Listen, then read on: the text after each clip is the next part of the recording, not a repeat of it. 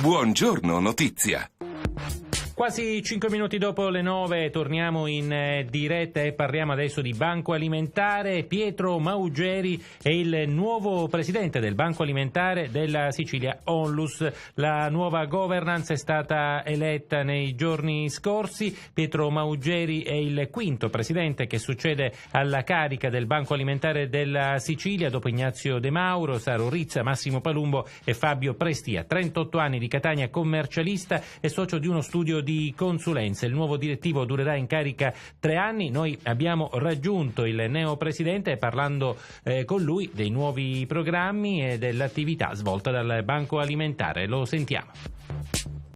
Sì, sono molto contento e molto soddisfatto di questa elezione, ma non tanto per la carica in sé, perché questo è poco importante, ma perché è un ruolo di grande responsabilità, perché attraverso il banco si aiutano i poveri, si aiutano gli ultimi, e quindi questo mi dà grande forza di poter lavorare bene su questo. Ecco, appunto, è un compito importante quello del Banco Alimentare, tante le attività che porta avanti di anno in anno. Quale sarà il filo conduttore del suo nuovo governo, chiamiamolo così?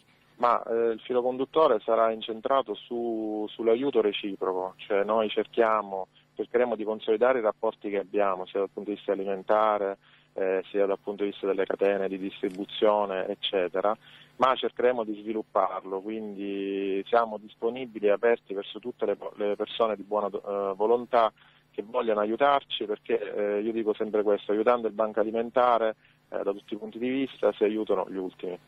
Un settore, quello della solidarietà, che lei tra l'altro conosce molto bene perché è stato per tanti anni volontario del banco.